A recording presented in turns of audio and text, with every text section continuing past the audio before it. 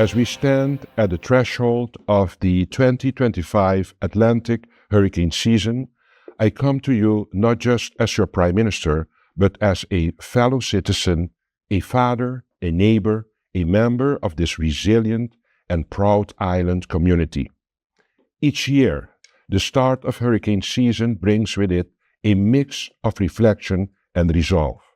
We remember past storms and the strength we summon to rise again. And we look forward with courage and preparation as we safeguard all that we hold dear. This year, the predictions once again remind us that we must be vigilant. While we cannot control the forces of nature, we can control how ready we are. Our government, in collaboration with key stakeholders, emergency services, community leaders, and regional partners, has already activated its preparedness protocols. Emergency shelters are being reviewed, communication systems are being tested, response teams are on standby. But preparedness cannot rest solely on the shoulders of government. It is a shared responsibility. I urge every household to review your emergency plans, stock up on essential supplies, and secure your property. Make sure you know your district's shelter locations. Check on your neighbors, especially the elderly and vulnerable. And most importantly, stay informed through your official government updates. St. Martin, we have weathered storms before. Our history is one of perseverance, unity, and determination. Let us keep that spirit alive. Let us not be caught off guard, but rather be empowered by knowledge, action, and togetherness. May this hurricane season pass us by peacefully. But if it doesn't, know this: we are ready, we are resilient, and we will rise stronger together. May God bless you, and may He continue to protect our beloved St. Martin.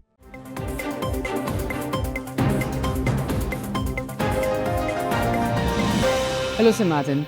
I'm here to address the general public, and especially our US-bound students and their parents, on a matter of concern following yesterday's statement from the Secretary of State of the United States of America.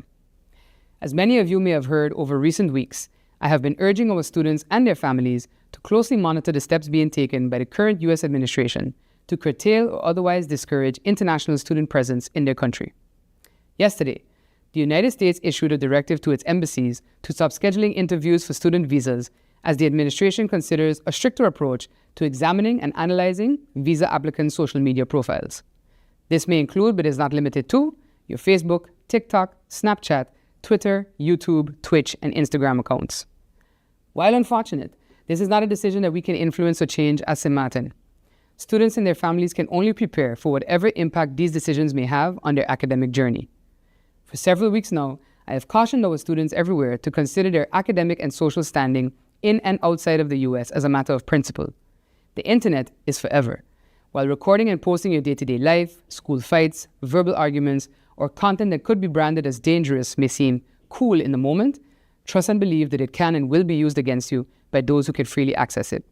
Furthermore, even if you believe that your social media profiles are set to private, please note that there are methods that governments and authoritative agencies can use to gain free access to them.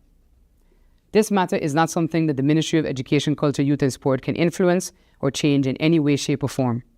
I'm therefore once again urging students, parents, and guardians alike to pay attention to news related to international student activity coming out of the United States. Information is your greatest resource when it comes to mitigating any negative impact of decisions made moving forward. I encourage students to monitor and be mindful of their online activity. I encourage parents to have honest conversations with their US-bound students about steps and possible adjustments to be made if necessary. Where possible and applicable, the ministry will be able to advise while also monitoring further developments on these issues. These are uncertain geopolitical times, and this can cause uncertainty, anxiety, and even fear. But our reaction should not be to panic. We must monitor what is happening, take note of the decisions being made, and provide our students with the knowledge needed to take on the reality of the wider world, so that they take sure steps and make solid decisions for their future.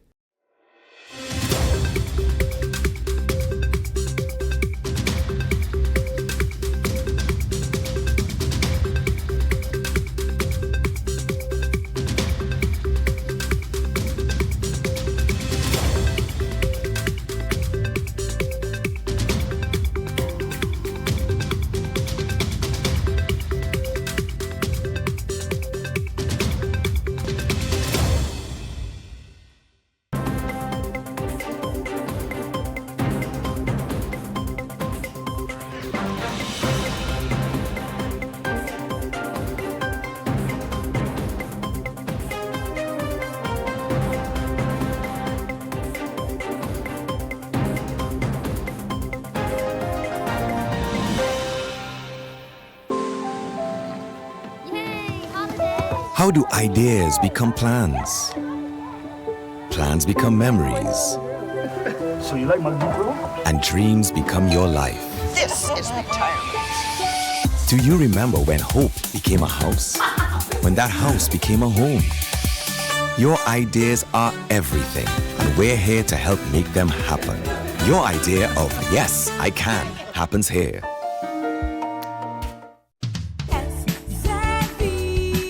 Your social and health insurance is your social and health insurance. Are you SXM insured? Do you have a valid medical insurance status? SXM is cardless. Request your My SXM account today and enter the virtual office of SXM. Go to sxv.sx and sign up now. Your social and health insurances. 24/7 TV programming on www.stmartinmediacenter.com, SXM Daily News, PBS NewsHour, Now You Know, Com programs, documentary, entertainment, sports events, Saturday children's hours, religion programs, and movies. Click on SXM TV broadcast to see your favorite programs.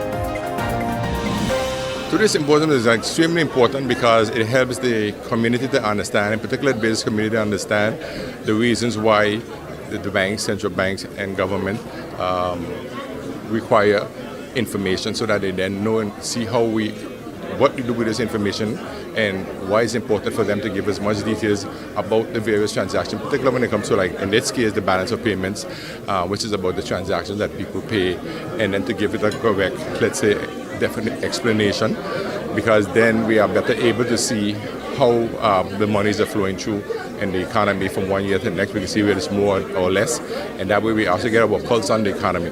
And as a Ministry of TIAT, where the Statistics Department is under, when we can gain the confidence and trust of our stakeholders, then we're in a better position to then be able to get more data, better data, and then we can do better analysis and better policies.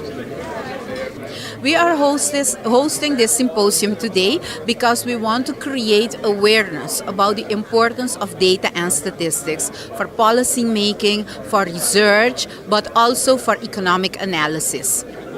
So that is why we have invited people from the government, from the business sector, and we are here as Central Bank to discuss together about the importance of data, but how we can improve the data landscape of St. Maarten, to have more data, more reliable data, and more accurate data. Now, as Central Bank of Curaçao and St. Maarten, we operate in a monetary union. So both Curaçao and St. Maarten are two countries, but together they form a monetary monetary union. And we do conduct monetary policy, economic analysis, and research for both countries. So that is the relationship. With regards to data for both countries are important in a sense for us to do, for example, monetary policy assessments.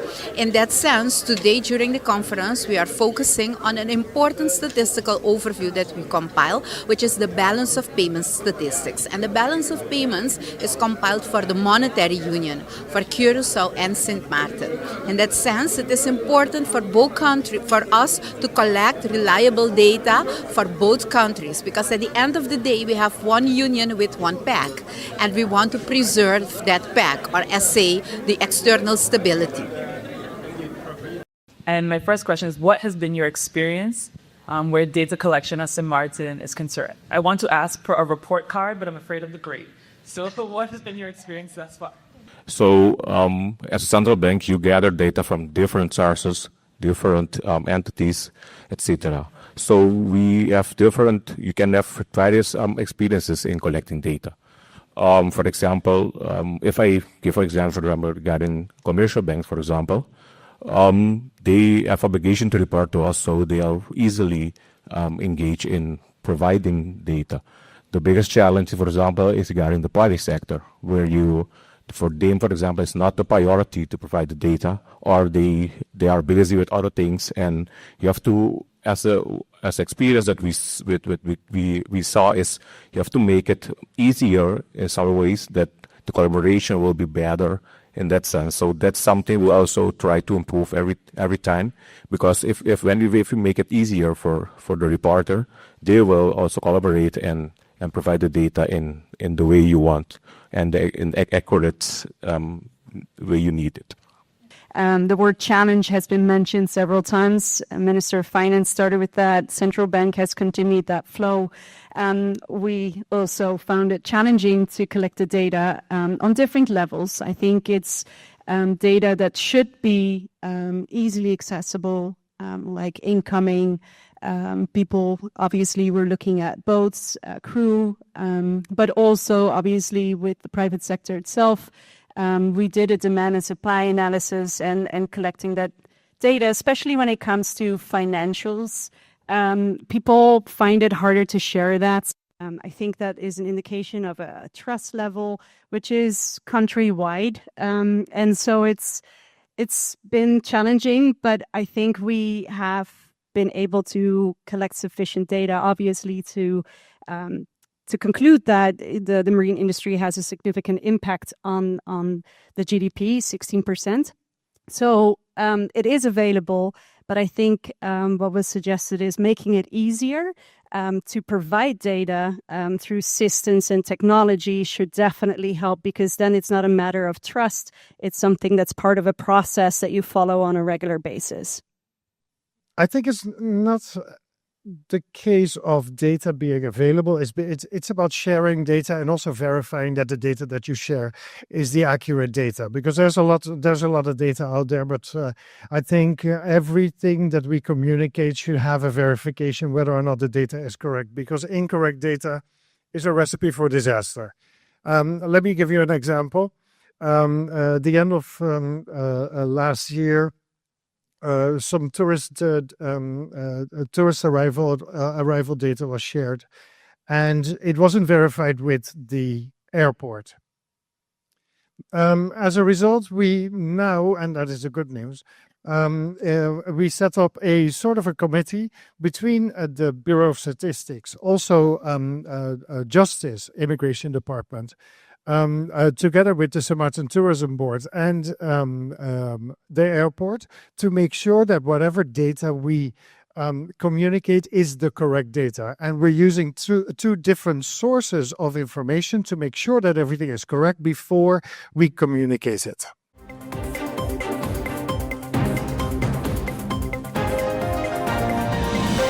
June is recognized as Men's Health Month, and I want to take a moment to speak directly to the men in our community, to shine a spotlight on men's health issues that too often go unspoken.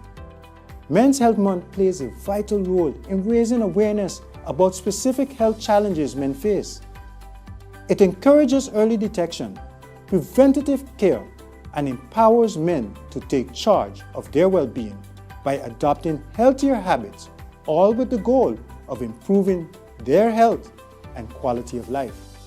As your Minister of Public Health, Social Development and Labor, I am proud to join forces with the Positive and Electrolytes Foundation and our Department of Collective Prevention Services for the campaign called Man to Man, which falls under Man Up, Check Up, Prostate Cancer Awareness Campaign. This campaign is more than just a message, it's a movement. Too many of our brothers, fathers, uncles, and sons are suffering in silence, whether it's depression, high blood pressure, diabetes, or prostate cancer.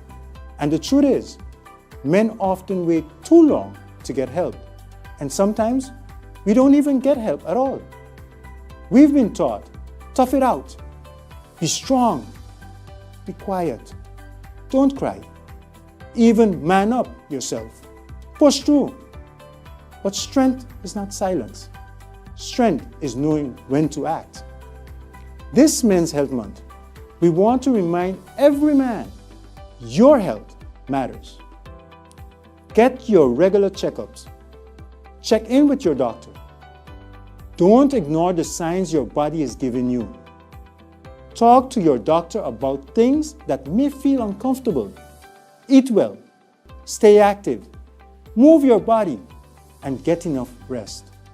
And yes, take care of your mental health too. It's okay not to be okay, and it's even more okay to ask for help.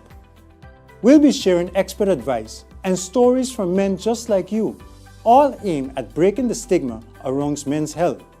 Whether you're a young man starting out or an elderly in the community, this month is for you.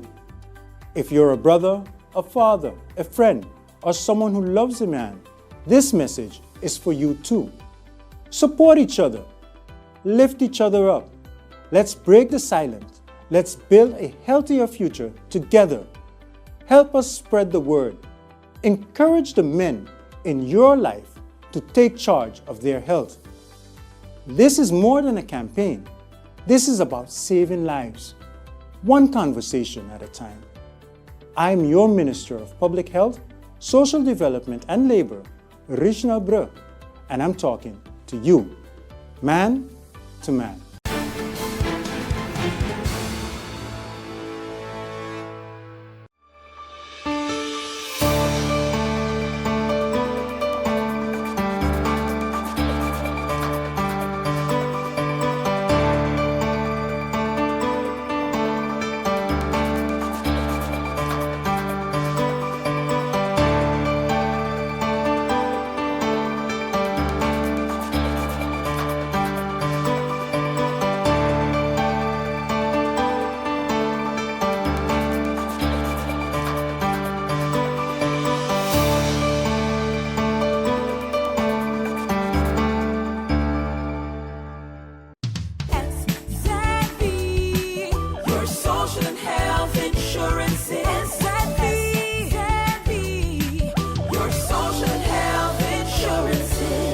Are you SXV insured? Do you have a valid medical insurance status? SXV is cardless. Request your My SXV account today and enter the virtual office of SXV. Go to sxv.sx and sign up now. SXV, yeah. Your social and health insurances.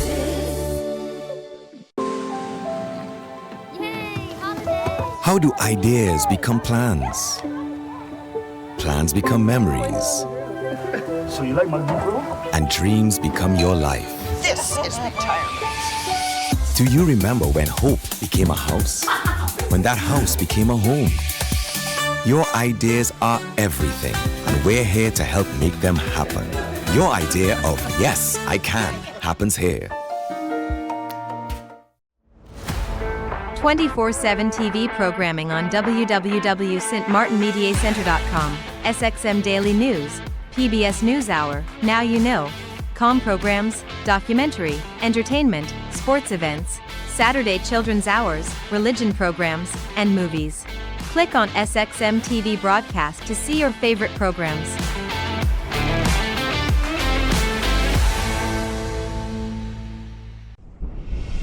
It's hurricane season. Are you prepared? Hurricanes are massive storm systems that form over the water and move toward land. Threats from hurricanes include high winds, heavy rainfall, storm surge, coastal and inland flooding, rip currents, and tornadoes. In the event of a hurricane, you've got to know where to go. If you're ordered to evacuate, know the local hurricane evacuation routes to take and have a plan for where you can stay. This public service announcement was brought to you by the government of St. Martin.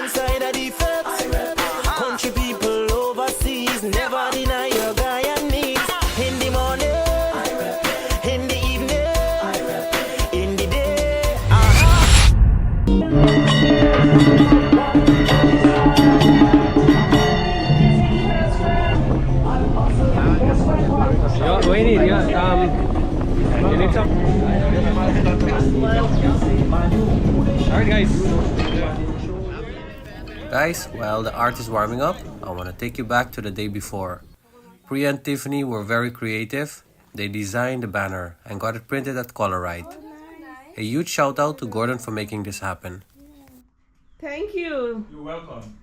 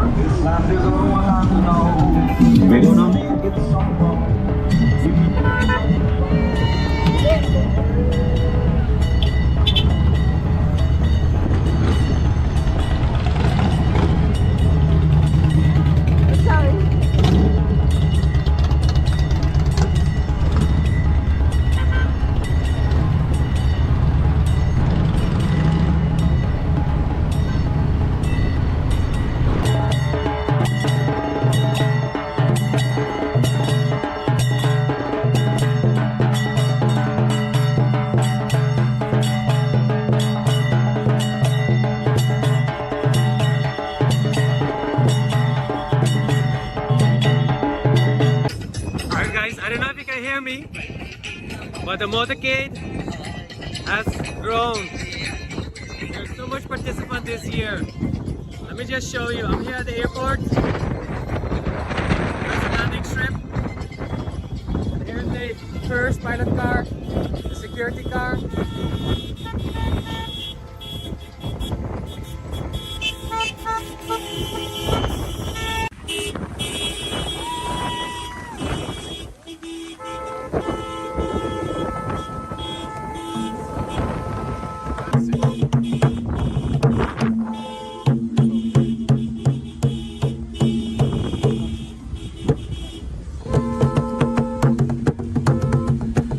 Temperatures, okay? Not too hot. It's lovely.